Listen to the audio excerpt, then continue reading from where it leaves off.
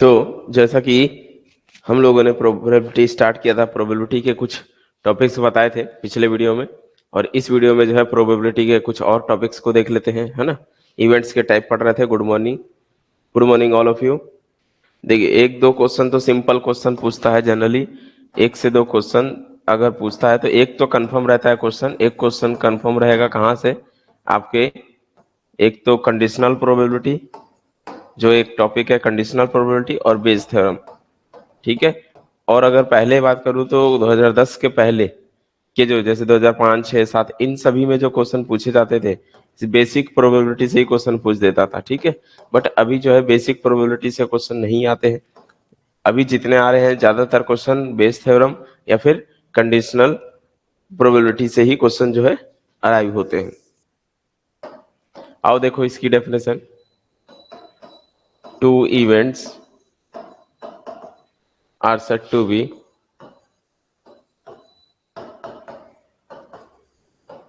equally likely events,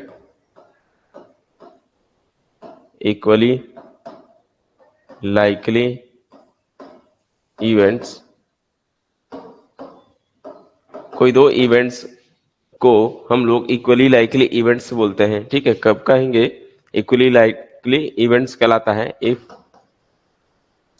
one of them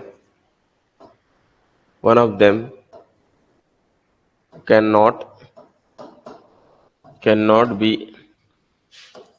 expected in preference to other। Equally likely events नाम में ही लगा हुआ है इक्वली लाइकली इवेंट्स, मतलब वो दो इवेंट्स कोई भी होंगे उनको इक्वली लाइकली कहेंगे कब, जब वो जो क्या होते हैं एक जैसे बनने की कोशिश करते हैं। तो एक जैसे बनेगा कब, जब उनकी प्रोबेबिलिटी समान हो जाए, ठीक है। दैट इज, अगर हम दूसरे लैंग्वेज में बोले, E1 एंड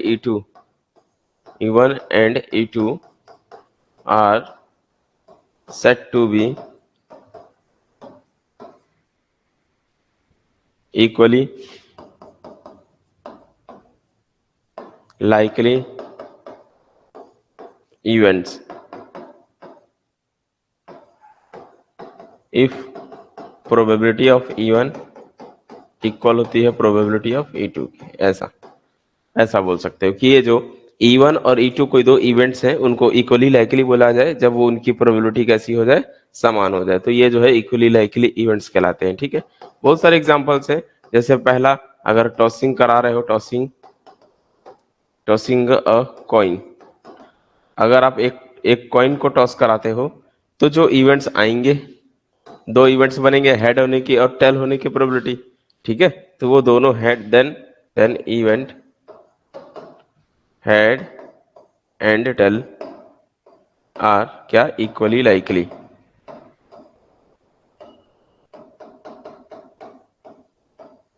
क्लियर हुआ।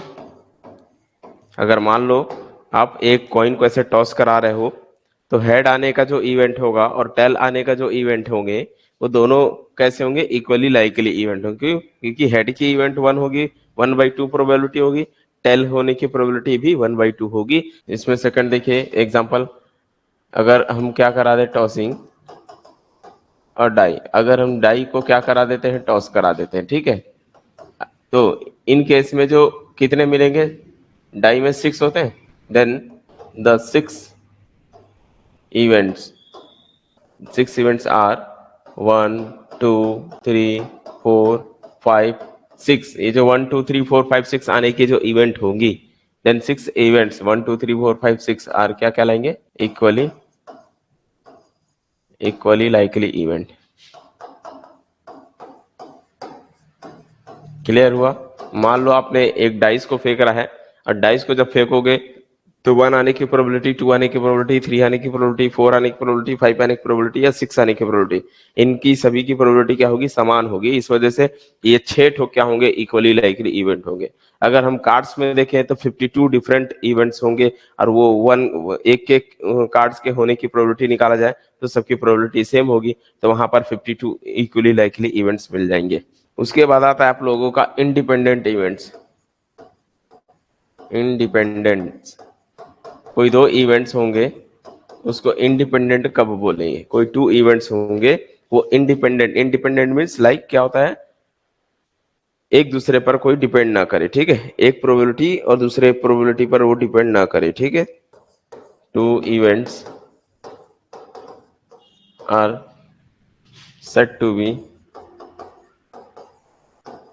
Independent events. कोई भी दो इवेंट्स को इंडिपेंडेंट इवेंट्स कब बोलेंगे?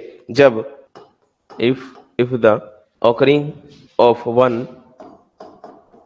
one does not affect to other।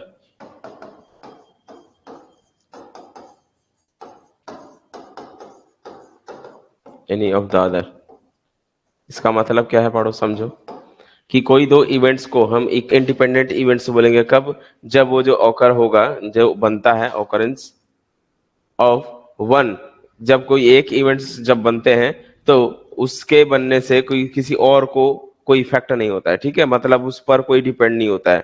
जैसे भी एक एग्जांपल बना सकते हो, एग्जांपल मान लो टॉस कराते हो, क्या टॉसिंग या ट्रायल कराते हो, टॉसिंग अ डाई, ठीक है, तो मान लो ऑफ टू टाइम कराते हो, तो मान लो E1 जो एक इवेंट होगा, सो फेस 4, ठीक है, 4 फेस जो है क्या होना चाहिए? शो होना चाहिए। और सेकंड जो है, क्या मैं बोल दूं कि कुछ भी आ सकता है सेकंड केस, अगर मान लो आप डाइस फेंक रहे हो, अगर मान लो फर्स्ट मैं बोल दूं ऑप्शन कि भाई 4 आने का इवेंट बताओ, तो 4 आने का इवेंट कितना हो जाएगा? एक ही होगा 4। लेकिन जो E2 होगा वो जरूरी है क्या 4 ही, मतलब वो उस पर डिपेंड तो है नहीं, वो तो अपने आप कुछ भी आ सकता है ना, 1 2 3, मतलब कुछ भी आ सकता है, 1 2 3 4 5 में से कुछ भी आ, 4 हो सकता है, 4 भी आ जाए, कोई दिक्कत नहीं, हो सकता है 4 भी आ जाए, बट उस पर वो डिपेंड तो नहीं है ना, वो इंडिपेंडेंट है। ऐसे इवेंट्स इंडिपेंडेंट कहलाते हैं। और दूसरे लैंग्वेज में अगर हम बोले इंडिपेंडेंट इवेंट्स की बात करें, फॉर इंडिपेंडेंट इवेंट, अगर कोई दो इवेंट इंडिपेंडेंट है तो उस केस के लिए जो प्रोबेबिलिटी होगी ए और बी की, ये दोनों एक दूसरे पर डिपेंड नहीं करते हैं, इस वजह से ए की प्रोबेबिलिटी और बी की प्रोबेबिलिटी अलग अलग इंडिविजुअली प्रोडक्ट के बराबर हो जाता है। यहाँ पर जो है आप डाइस को फेंक रहे हो, जब डाइस मीन्स फेंक, लूडो जो होता है जब आप उसको थ्रो कराते हो तो एक बार 4 आ जाएगा, क्या दोबारा 4 नहीं आ सकता? मैं प्रोबेबिलिटी नहीं बता रहा हूँ, मैं ये बता रहा हूँ कि 4 आने की प्रोबेबिलिटी बताऊंगा तब बोलूंगा कि एक ही बार होगा। लेकिन जब मैं उसको सेकंड टाइम ड्रॉ कराऊंगा, 2 बार आपको क्या कराना है?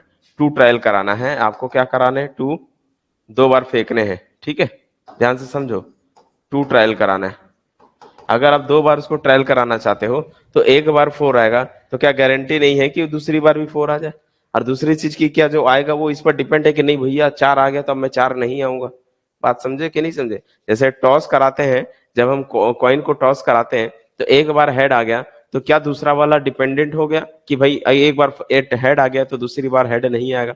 वो तो टेल भी आ सकता है ना, वो इस इवेंट की बात कर रहा है। मतलब एक इवेंट अगर मैं बोलूँ टेल आ गया, तो दूसरे इवेंट की क्या होगी प्रोबेबिलिटी? तो वो हेड भी हो सकता है, टेल भी हो सकता है, वो उस पर क्या है, डिपेंड नहीं है। तो अगर इंडिपेंडेंट इवेंट है तो इनकी प्रोबेबिलिटी कैसे होती है? ए और बी की प्रोबेबिलिटी इंटरसेक्शन में, ठीक है, तो क्या होगा? P A into P B, A की प्रोबेबिलिटी और बी की प्रोबेबिलिटी पर क्या कर दोगे? दोनों के प्रोडक्ट के इक्वल कर दोगे। ये इंडिपेंडेंट इवेंट्स के लिए। और इसके अंदर में कोई दो इवेंट्स है, मान लो ये ए है और ये बी है, ये दो इवेंट्स है ए एंड ये है बी, ठीक है, यहाँ पर भी ये इवेंट्स है ए और ये इवेंट्स है बी। तो इन दोनों के केस में अगर आप देखोगे तो ये जो इवेंट्स होता है, ऐसे इवेंट्स को हम बोलते हैं म्यूचुअली एक्सक्लूसिव, या वेन डायग्राम बना लो तो वो ज्यादा अच्छा क्लियर समझ में आता है कि दो इवेंट्स ऐसे दिख रहे हैं, तो ये जो होते हैं म्यूचुअली एक्सक्लूसिव इवेंट होते हैं।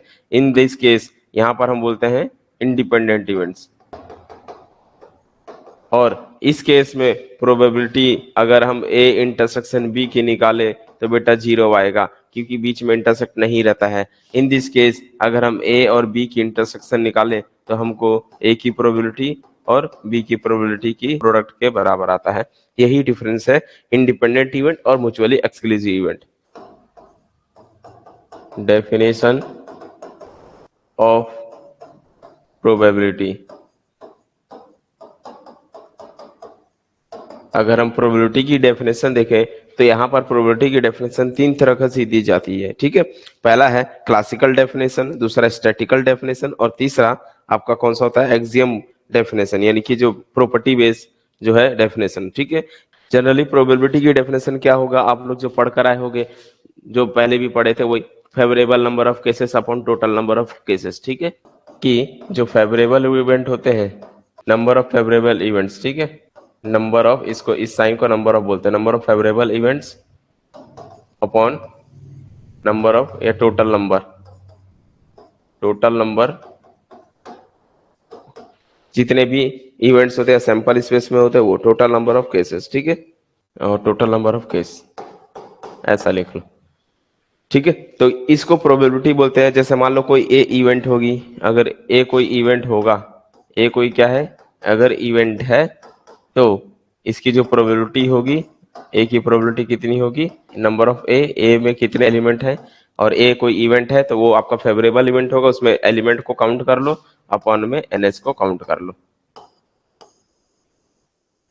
ये जनरल फॉर्मूला है प्रोबेबिलिटी का, कि प्रोबेबिलिटी बराबर क्या होता है, n A upon n S होते हैं, ठीक है। जहां एन ए क्या होता है, आपके फेवरेबल इवेंट में आते हैं।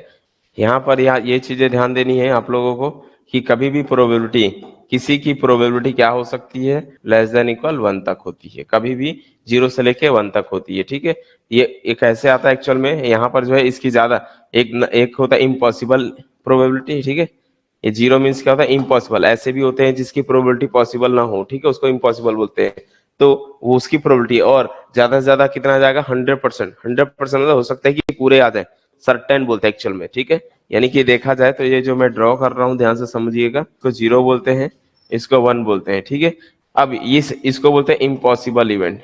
ऐसे जो इम्पॉसिबल होते हैं उसको, उसकी प्रोबेबिलिटी 0 होती है, और यहाँ पर सर्टेन होता है, ठीक है। यानी कि जब वो पूरा कंप्लीटली बन जाए, जब पूरा कंप्लीट किसी इवेंट्स में वो पूरे आ जाए सैंपल स्पेस को, उसको सर्टेन बोलते हैं, ठीक है। ये जो बीच वाला होता है उसको बोलते हैं इवन चांस, इवन चांस, यानी कि जब 50% 50% होता है, ठीक है, तो इसको इवन चांस बोलते हैं। यहाँ पर जो होता है वो अनलाइक होता है, यहाँ पर जो होता है वो लाइक होता है, मतलब इसके इवन चांस के भी पहले हो जाते हैं, यानी कि 1/2 से भी पहले हो जाते हैं तो उसको अनलाइक बोलते हैं। और जब इसके बाद में 1 के करीब आता है तो इसको लाइकली इवेंट बोलते हैं। अनलाइक और लाइक होते हैं, ठीक है। तो ऐसे भी इवेंट्स होते हैं जो इम्पॉसिबल होते हैं, ठीक है। जैसे मैंने बोला कि एक डाइस को, एक जो है डाइस को थ्रो कराने पर 0 आने की प्रोबेबिलिटी बताइए। तो जब आप डाइस को थ्रो कराओगे तो उसमें 0 तो कभी आ ही नहीं सकता। तो ऐसे इवेंट्स को हम क्या बोलते हैं, इम्पॉसिबल इवेंट्स। तो इसकी प्रोबेबिलिटी कितनी होती है, 0 होती है। और कुछ ऐसे प्रोबेबिलिटी होते हैं जो कंप्लीट पूरा आ जाता है, उसकी प्रोबेबिलिटी को 1 बोलते हैं। तो इसकी प्रोबेबिलिटी को सम 0 और 1 के बराबर ही होता है। हो सकता है 0 भी आए, या ज्यादा से ज्यादा 1 आएगा, उससे ज्यादा कभी नहीं आएगा, ठीक है। जैसे एग्जांपल देखो, एक डाइस को थ्रो कराने पर, ठीक है, in two dice, in two dice throw, ठीक है, और to find probability is sum equals to 0। यानी कि जब आप दो डाइस को थ्रो कराते हो तो आपको फाइंड करो प्रोबेबिलिटी जिसका ऊपर का सम, फेस का सम कितना होता है बेटा, 0 होता है, ठीक है। तो ऐसे इवेंट्स कौन होंगे बोलो। वैसे एस के अंदर में कौन होगा, एस के अंदर में 36 ठोक बनेंगे, पेयर बनेगा, 1 2 1 3 1 लाइक ऐसा। तो एनएस कितना होगा आपका, 36 बनेगा। एनएस कितना होगा, 36।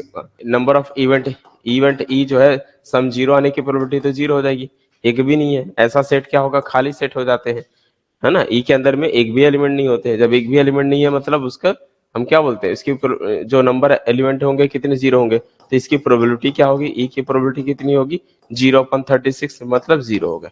तो ऐसे बोलते हैं जो इम्पॉसिबल है वो पॉसिबल ही नहीं हो सकता है, तो इसकी इवेंट से 0 हो सकती है, ठीक है। अच्छा, कभी कभी पूरे आ सकते हैं। एग्जाम्पल के तौर पर हो सकता है, अगर मैंने ऐसा लिख दूं कि थ्रो 1 डाइस, एक डाइस को थ्रो कराने पर to find probability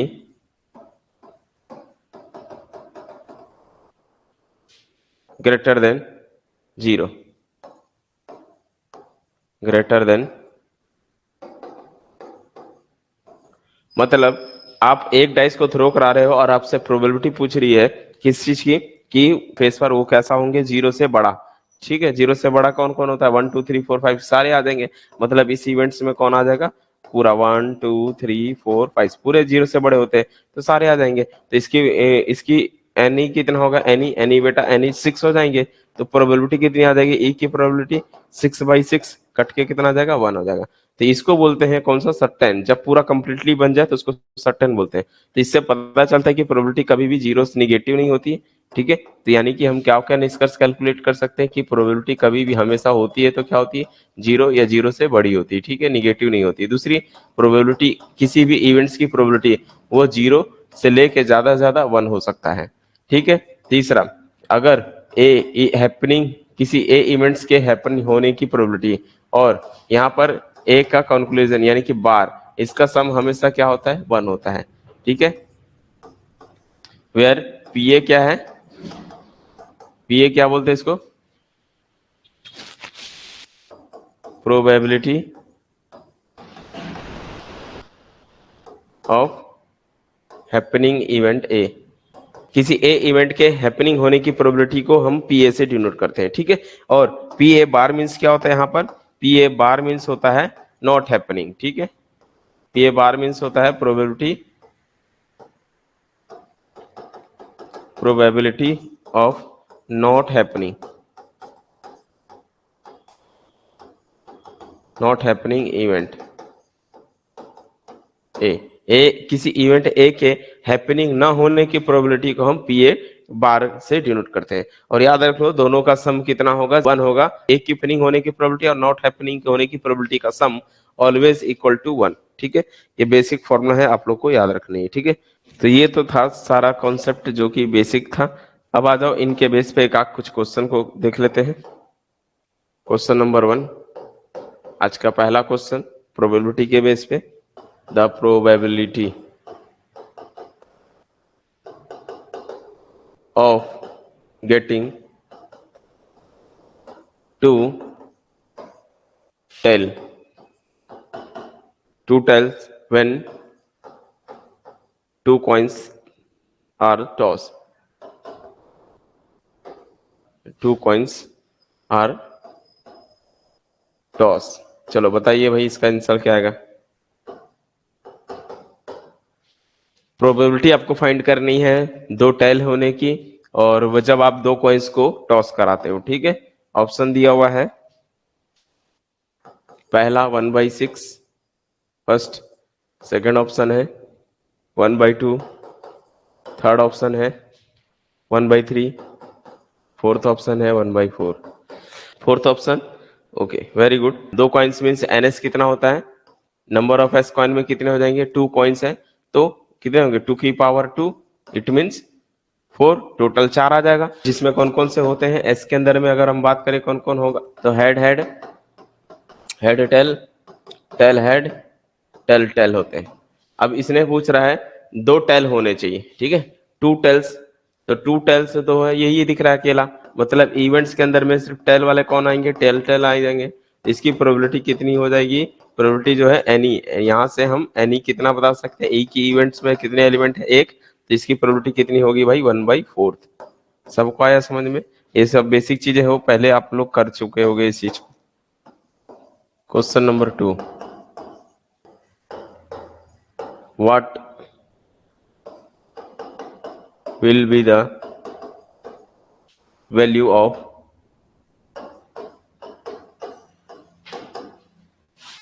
probability of not A if probability of A equals to 0.07। Option दिया हुआ है, फर्स्ट 90, सेकेंड 0.07, थर्ड 0.03, फोर्थ 0.93, 72। चलिए बताइए सी। चलो ठीक है, तो कैसे इसको सॉल्व किया सभी लोग, कि ई की प्रोबेबिलिटी गी मैंने 0.07, probability of E not means ई के ऊपर बार की चाहिए। इसका फॉर्मूला सिखाया था 1 माइनस पी ई कर दो, बात एक ही चीज, क्योंकि टोटल का सम 1 ही होता है। तो 1 माइनस 0.07 करोगे और ये कितना जाएगा 0.93, जोड़ने पर 1 आना चाहिए। ठीक है, तो कौन सा हो गया, सी ऑप्शन जो है करेक्ट हो गया। फॉर्मूला देख लीजिए भाई, एडिशन लॉ ऑफ प्रोबेबिलिटी बोलते हैं। ठीक है, addition law of probability, addition law of probability. ठीक है, यानी कि दो प्रोबेबिलिटी का इवेंट्स का सम, या फिर इसको और भी बोलते हैं, जैसे लाइक पहला E1 यूनियन E2, इसको बोलते हैं हम लोग क्या बोलते हैं, एडिशन बोलते हैं। ठीक है, इसका फॉर्मूला क्या होता है, E1 की प्रोबेबिलिटी प्लस E2 की प्रोबेबिलिटी माइनस कर दोगे किसका, probability of E1 intersection E2। ये क्यों करते हैं ऐसा, इसके पीछे लॉजिक यही है, ये ए इवेंट्स है या E1 है, इसको E1 बोल दो, इसको E2 बोल दो। तो E1 और E2 मीन्स इसको और भी बोलते हैं। ठीक है, इसको यूनियन को और भी बोलते हैं। ठीक है, और एंड इसको एंड बोलते हैं। ठीक है, तो ये चीजें ध्यान देना, यूनियन होगा तो इसको और भी बोलते हैं, इंटरसेक्शन होगा तो एंड बोलते हैं। और ये प्लस का रोल निभाता है, ये इनटू का रोल निभाता है। ठीक है, अब देखो ये E1 और E2 दोनों की प्रोबेबिलिटी बताइए, तो E1 और E2, तो अगर आप देखोगे तो ये जो इवेंट है, ये वाला इवेंट, ठीक है, ये वाले इवेंट्स में क्या हो रहे हैं, ओवरलैप हो जा रहा है। ध्यान से देखोगे, जब अगर हम इस इवेंट्स की बात करेंगे तो इसमें जो एलिमेंट्स है ये काउंट तो हो चुका है, इतने वाले एरिया तो काउंट हो गए हैं, लेकिन जब आप इसके लिए भी काउंट करोगे तो डबल काउंट हो जाएगा। तो ये इसके ऊपर लेयर है ना, तो डबल काउंट हो जाता है, डबल काउंट हो जाता है, इसीलिए ये इतने वाली की प्रोबेबिलिटी, इतने वाली की प्रोबेबिलिटी में ये वाले एरिया को एक बार माइनस कर दी जाती है। तो ये होता है लॉ ऑफ एडिशन की प्रोबेबिलिटी। ठीक है, और सिमिलरली ये दो के लिए, ऐसे तीन के लिए भी बनाए जाते हैं। तीन के लिए क्या फॉर्मूला बन जाता है, अगर हम बात करें तीन ठोक है, A union B union C, इसका फॉर्मूला क्या बनेगा, प्रोबेबिलिटी ऑफ ए की प्लस प्रोबेबिलिटी ऑफ बी की, सिंगल सिंगल का प्लस रहेगा और डबल डबल का माइनस रहेगा। ठीक है, A intersection B minus probability of A intersection C minus probability of B intersection C, और प्लस करना पड़ेगा probability of A union B, A intersection B intersection C. तो सिंगल सिंगल वाले positive, फिर डबल डबल वाले negative, फिर triple वाला positive, चार के लिए बनाओगे तो ऐसे ही आगे बढ़ते चले जाओगे। ठीक है, इसको लॉ ऑफ एडिशन प्रोबेबिलिटी भी बोलते हैं। ठीक, चलिए अब देखते हैं question. In a bag, in a bag, किसी बैग में there are 4 red ball, red colour के बॉल हैं 4। ठीक है, 3 वाइट हैं और 2 जो है इसमें येलो बॉल्स हैं।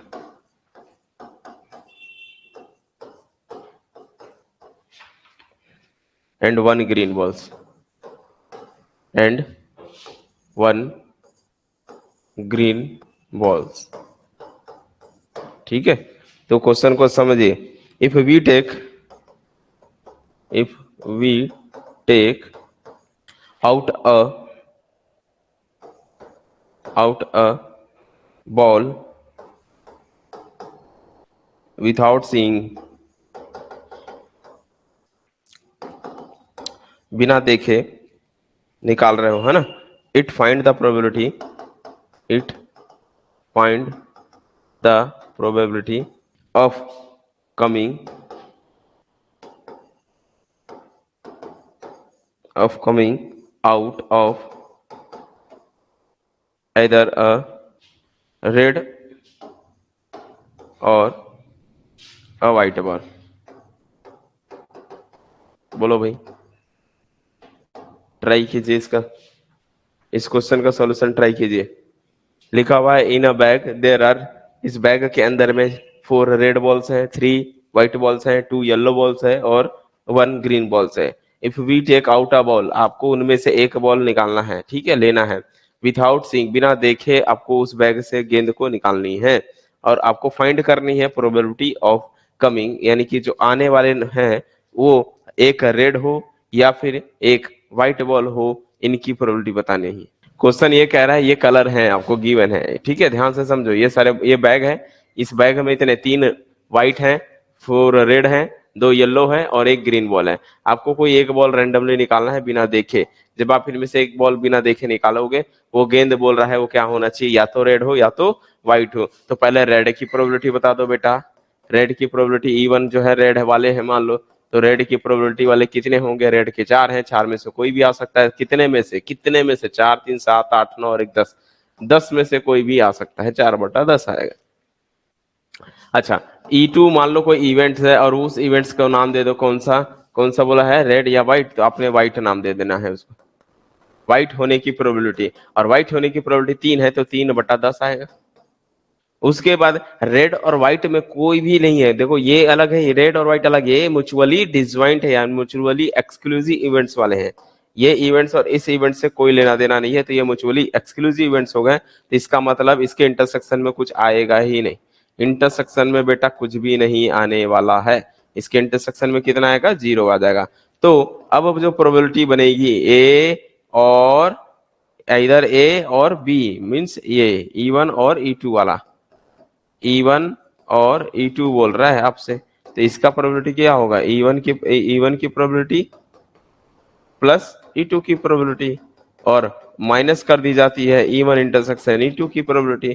तो E1 और E2 तो कुछ है ही नहीं, तो इसकी प्रोबेबिलिटी 4/10, इसकी प्रोबेबिलिटी 3/10, इसकी 0, ओवरऑल आया 7/10। समझ में आया सबको, यस या नो, जल्दी बताओ, क्लियर हुआ, अब समझ में आया सब लोग को।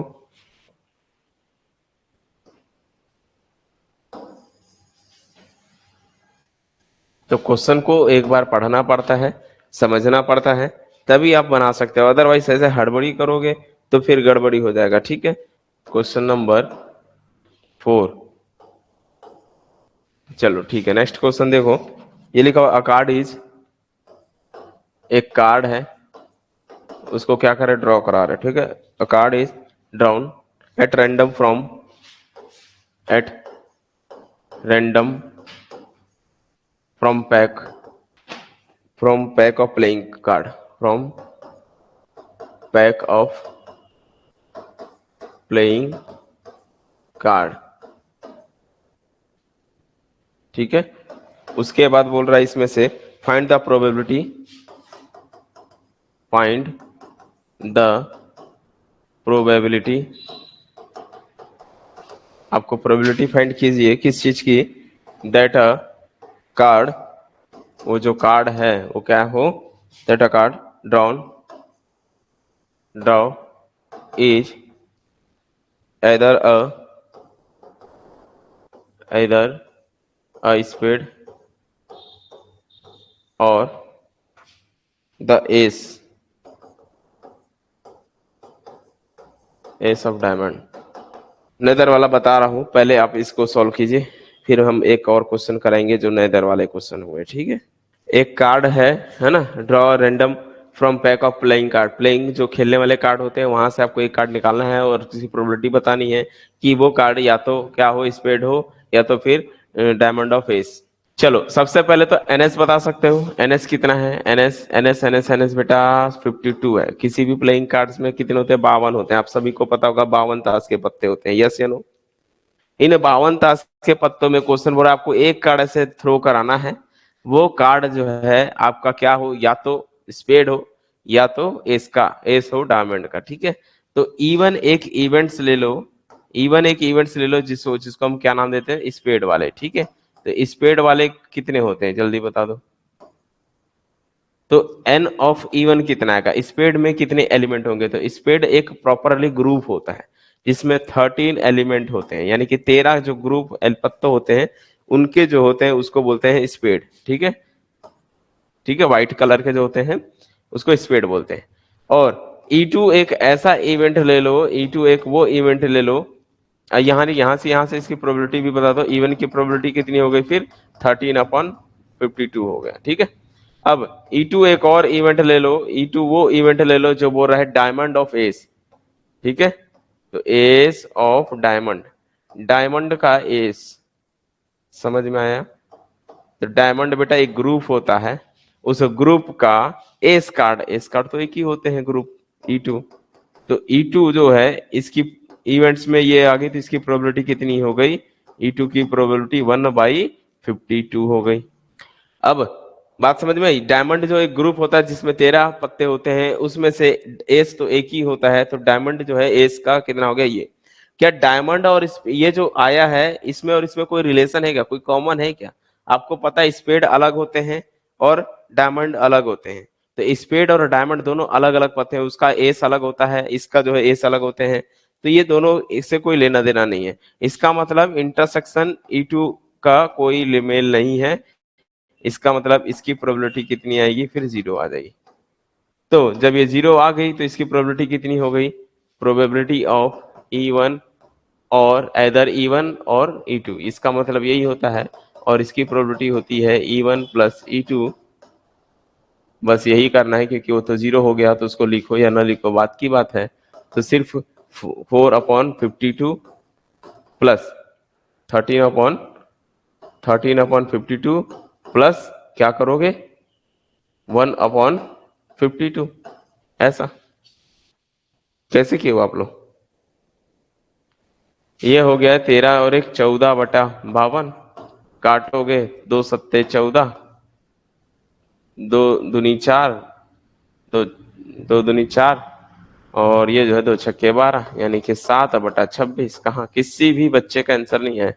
ऐसा अगर क्वेश्चन पूछे एदर स्पेड या एस, बस इतना बोला है।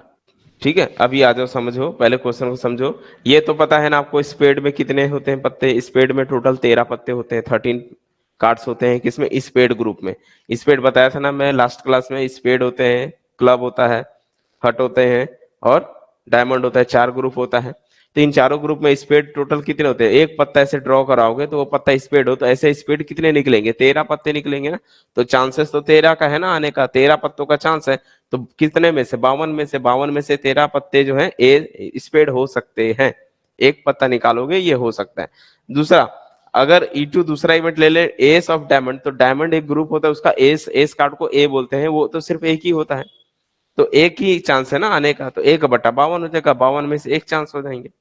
अच्छा, तो एस जो है और ये डायमंड का एस और स्पेड से कोई लेना देना नहीं है, डायमंड का एस अलग होता है और स्पेड अलग होते हैं, तो दोनों का इंटरसेक्शन में तो कुछ कॉमन आएगा ही नहीं, अलग अलग चीजें हैं, यानी कि म्यूचुअली एक्सक्लूसिव इवेंट्स हो गए। तो इनका प्रोबेबिलिटी का सम क्या होता है? प्रोबेबिलिटी E1 और E2 का फॉर्मूला क्या होता है? ये probability of E1 and E2, यही तो फॉर्मूला होता है। अब इसकी प्रोबेबिलिटी तो 0 है और E1 और E2 का मान ला के रख देना है, सॉल्व करना है, 7/26 आएगा। यस या नो, जल्दी बताओ, समझ में आ गया? ये क्वेश्चन अलग चीज है, एदर स्पेड और एस लिखा हुआ है। अब ध्यान से देखो क्या लिखा हुआ है, एदर स्पेड और एस। चलो अब इसके लिए आप लोग के पास टाइम चालू होता है, चलो इसको बनाओ, 1 मिनट का समय दे रहा हूं, एक बार ट्राई कीजिए इसको, स्पेड और एस को। आओ इसका सोल्यूशन देखते हैं। सबसे पहले स्पेड का तो निकाल चुके थे, स्पेड की प्रोबेबिलिटी कितनी होगी बेटा? 13/52 होगा। मैं थोड़ा शॉर्टकट करूंगा, ठीक है। एस होने की प्रोबेबिलिटी, एस टोटल कितने होते हैं? एस होने की प्रोबेबिलिटी बेटा होती है टोटल 4 एस होते हैं, तो 4/52, पूरे ग्रुप में पूरे में 4 एस कार्ड होता है, ठीक है। एक हार्ट का, एक डायमंड का, और एक स्पेड का, और एक क्लब का, ठीक है। लेकिन आपको पता है ये इसमें से एक स्पेड का भी है, स्पेड का भी एस कार्ड है, तो ये जो स्पेड का एस है और इसमें भी स्पेड कार्ड है, वो तो आ चुका है पहले से, तो इसको आप डबल काउंट कर रहे हो। तो यहां पर हम इंटरसेक्शन में बात करेंगे, E1 इंटरसेक्शन E2 में, तो एक स्पेड कार्ड जरूर होगा। 1/52 अलग से निकालना पड़ेगा, बात समझ में कि नहीं? इसमें जो है 13 पत्तों में क्या है, जो एस, इसमें एस निकला है और भी बहुत चीज निकले, तो इसमें एस ऑलरेडी निकल चुका है, ठीक है। किसका स्पेस है? वो स्पेड है, वो एस कार्ड किसका है? स्पेड का है, ठीक है। और दूसरा इवेंट मैंने लिखा हुआ है सिर्फ एस, ओनली एस बोला हूं, तो ओनली एस में क्या होगा कि ओनली एस में तो टोटल कितने एस होते हैं? 4 होते हैं, चारों निकल जाएंगे। लेकिन अभी जो बताया, जो 4 जो होते हैं, तो ये जो चारों जो है, जिसमें से एक एक कौन होगा? एक तो कहीं ना कहीं एस का तो मैच करेगा ना, 4 होते हैं यहाँ पर, 1 2 3 4। मान लो ये स्पेड है और ये हर्ट है, ये क्लब है, ये और ये डायमंड है, तो जब आप स्पेड निकाल रहे हो तो पूरे 13 निकल गए, उसमें से एस भी निकल चुका है, तो 13 मतलब वो एस को मिलाकर 13 है। और जब अलग से एस निकालूंगा, इनको निकालूंगा, तो देखो ऐसे जब आप बनाओगे तो एस वाले ये हो गए, तो ये एक ठोक, इसके कितने होंगे, 4 हो गए, तो 4/52। इसमें से देख सकते हो कि ए से जो है डबल डबल काउंट हो गया ना, इसके लिए भी इसके लिए भी, तो इसको माइनस करना पड़ेगा, तो यानी एक इवेंट जो है कॉमन भी निकलेगा। अब एक इवेंट कॉमन निकल रहा है, इसका मतलब इसकी प्रोबेबिलिटी 1/52 हो गई। ठीक है, अब क्वेश्चन तो इधर वाला बोला है, या तो वाला केस है, यहां से हम क्या कर सकते हैं इसको ऐसा, P of E1 union E2, या मीन्स यही होता है, इधर मीन्स यही होता है। ठीक है, तो E1 की प्रोबेबिलिटी प्लस E2 की प्रोबेबिलिटी माइनस करोगे E1 इंटरसेक्शन E2 की प्रोबेबिलिटी। अच्छा, इसकी प्रोबेबिलिटी 13/52 है, इसकी प्रोबेबिलिटी 4/52 है, जिसमें से एक कॉमन था उसको निकाल दिए, ओवरऑल हो गया 13 और 4, 4 3 7, 17 में से गया 16, 16/52 आ रहा है, 16/52 आ रहा है भाई। और 16/52 मतलब 4 से काटोगे तो 4 चक 16, 13 चक 52, 4/13, जिसका है 4/13, वो है करेक्ट आंसर। तो इससे क्या निष्कर्ष निकलता है कि इफ E1 E2 E3 ऐसे जितने भी निकल रहे हैं ये सारे अगर म्यूचुअली क्या हो जाए,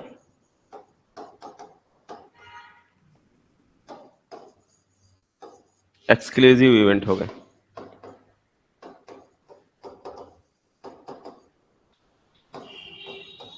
अगर सारे म्यूचुअली एक्सक्लूसिव इवेंट्स हैं तो probability of E1 union E2 union ऐसे n इवेंट्स सभी का प्रोबेबिलिटी का यूनियन करोगे, इंडिविजुअली प्रोबेबिलिटी के सम के इक्वल हो जाते हैं, E1 plus E2 plus dash dash dash dash plus probability of En। इसमें इंटरसेक्शन वाले नहीं आते हैं। ठीक है, तो ये चीजें आप ध्यान देना। ठीक है, अगर E1 E2 सारे मान लो 10 है, 10 के 10 कैसे म्यूचुअली एक्सक्लूसिव इवेंट है, तो इसका मतलब उनका जब यूनियन करोगे तो सिर्फ सम के बराबर हो जाता है, इसी को बोलते हैं सम ऑफ प्रोबेबिलिटी। ठीक है, चलिए अगर एक क्वेश्चन नेदर नॉर में दिया है तब कैसे देखा जाए। एक जन का सवाल था, किसी एक बच्चे का, उसने कहा सर नेदर वाला भी बता दो एक बार। In a box there are 8 orange, 8 orange हैं, 7 वाइट है एंड 6 ब्लू बॉल्स, इतने जो है बॉल हैं। ठीक है, if a ball is pick up randomly, what is the probability, what is the probability, आपको प्रोबेबिलिटी फाइंड करनी है, that it is neither orange nor blue. ये है क्वेश्चन भाई।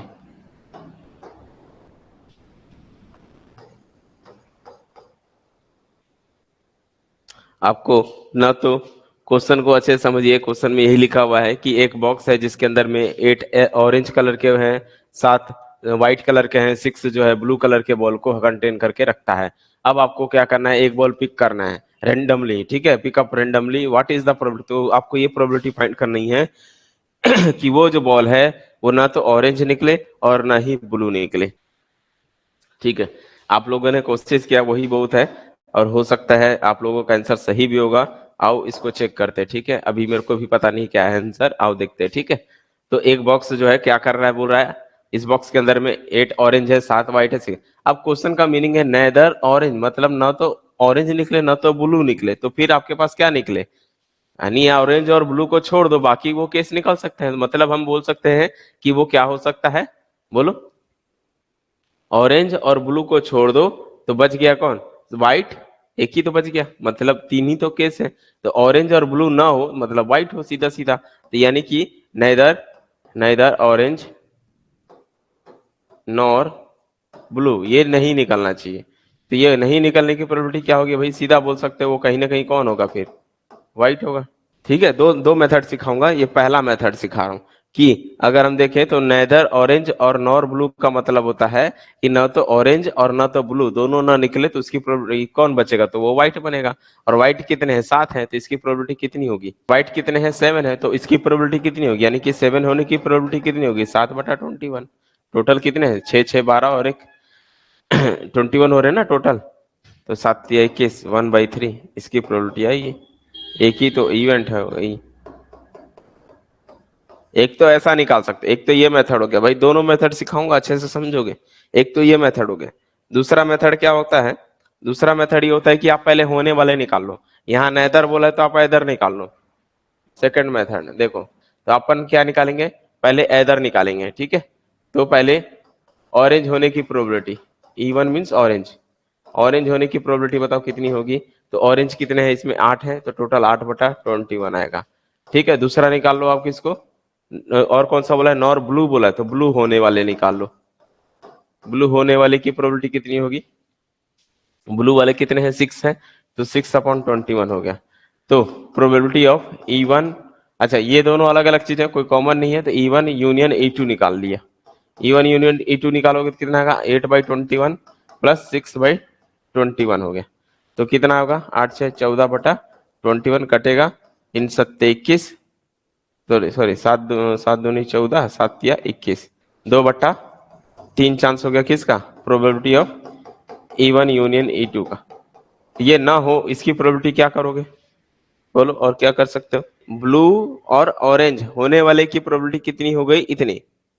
तो ना होने वाले की प्रोबेबिलिटी क्या किया जाए, बोलो, वही जो आपको पहले भी सिखाया था अभी, कि ये हैपनिंग वाले की प्रोबेबिलिटी है, तो नॉट हैपनिंग वाले की प्रोबेबिलिटी क्या होता है बेटा, कुछ नहीं करना था आपको, सिंपली इसके ऊपर बार कर देना था, 1 माइनस और 1 - 2/3 कर देनी है। यानी कि ये होने वाले की प्रोबेबिलिटी है, ये एदर और वाला है, तो ये बार लग गया मतलब नेदर वाले, इसका अपोजिट। यानी कि टोटल प्रोबेबिलिटी का सम बता चुका था 1 होता है, तो 3 में से 2 गया, 1/3। देखो ये भी एक तरीका से निकल गया, समझ में आया कि नहीं आया।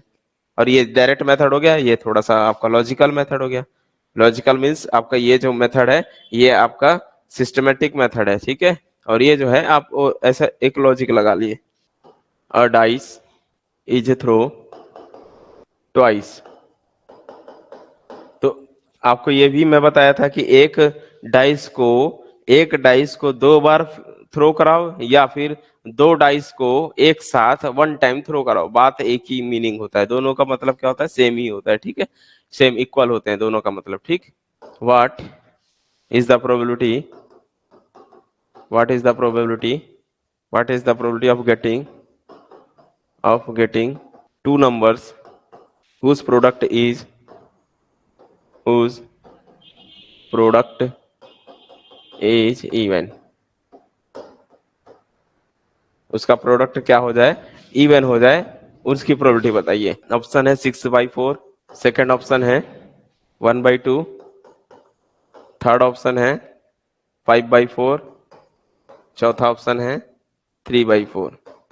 जब भी क्वेश्चन में और लिखा होता है ना, ये और ये, ऐसा जब भी और वर्ड लिखा होता है क्वेश्चन में, उसका मतलब होता है यूनियन, अभी बताया। जब भी एंड लिखा होता है कि ये और ये वाला एंड लिखा होगा, ठीक है, 2 and 3 ऐसा बोलेगा, तो एंड के लिए इंटरसेक्शन यूज करते हैं, बस इतना याद रखना है। और कभी भी वर्ड के लिए हम लोग यूनियन यूज करते हैं, एंड के लिए हम लोग इंटरसेक्शन यूज करते हैं, ठीक है।